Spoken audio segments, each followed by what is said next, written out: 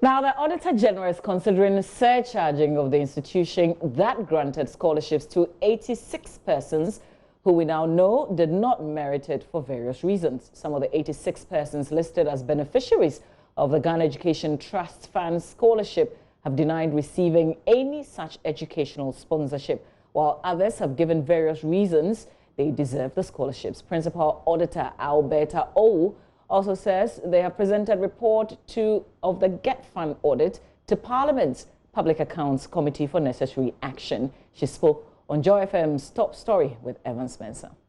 Getfund asked for the Auditor General to look into scholarship administration in Getfund.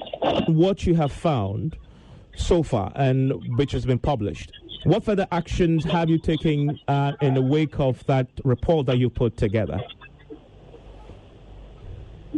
The report has been presented to the Speaker of Parliament and it's going to be laid before Parliament, and the Public Accounts Committee will sit on it. So that is what the Audit Service has done. One of the things you're looking to do is to surcharge. I wonder, the surcharge, would it be on the Getfund or those who benefited, as you put it, illegally? The audit was for the institution. We audited the institution, that is Getfund, to see that whether they have a system in place to administer scholarships. So we're not looking at individuals, but we're looking at how the Getfund as an institute was administering scholarships. So it is the institute that is going to be responsible for the recommendations in the report and not the individuals who benefited from the scholarships. Okay, so in this case, the Getfund as an institution will take on the surcharge, which, and I guess if you narrow it down, would have been the administrator or the administration itself. There must be somebody, an individual, somebody who will take that on. Would you say will be the administrator, the Getfund administrator, who will bear that cost? It's an institution, so we at the moment I can't single out who would be surcharged. The surcharge is the Auditor General who surcharges. So I can't speak for the Auditor General now, but what I can say is that the audit was on the institution. So if somebody has to be responsible for the actions of the institute, because we don't audit individuals, we audit institutions. I'm asking about whether there was a recommendation to deal with the problem you found that this Getfund was breaching the law by giving scholarships for studies abroad, when you say that the study should be local.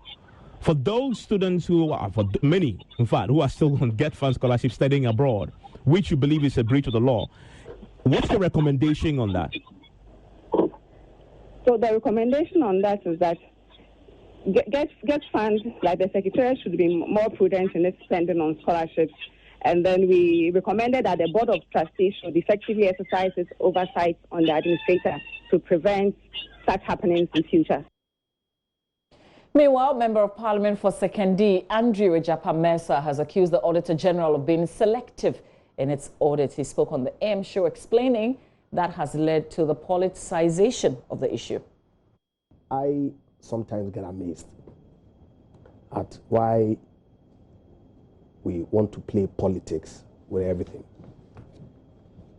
because then it muddies the waters and we are unable to deal with the issues as they are. Because I've seen the report, which I first saw on Marek Kofi Ghan's wall on Facebook. Clearly, if there are excesses in approved expenditure that the Getfund has disbursed, we need to get to the bottom of it and interrogate the issues. But if we find some names on the list and we focus on those names because they have some political affiliation, then you are compelled to leave the excess expenditure and deal with the politicking. Okay, I heard my very good friend Sami Okujeto quote the statute and interpret it to mean that that determination ought to be made on a case-by-case basis. I disagree, because this is a policy framework that can be determined at one time that, look, lecturers, Ghanaian students, public officials who need a certain kind of training, okay, ought to be supported by the Getfund right at the commencement of the act.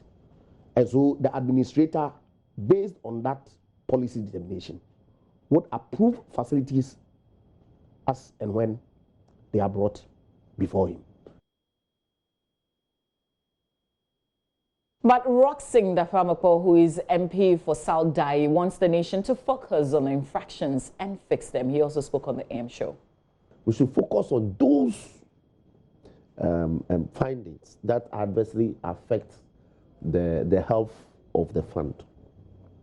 Now, the other issue that I have personally found with all this, with the report, is that about 95, I did a calculation, about 95% of the courses that we have expended so much hard currency on are offered in this country. You understand? LLM, oil and gas, all those programs are in Ghana now.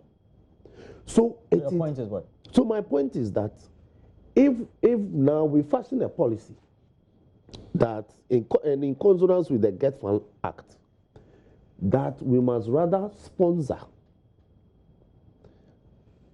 programs, persons who obtain the opportunity to study these programs in the country, then University of Ghana may charge, let's say, 10,000 for an LLM, and 10,000, the equivalence in pounds is about 1,300 or 1,500 pounds.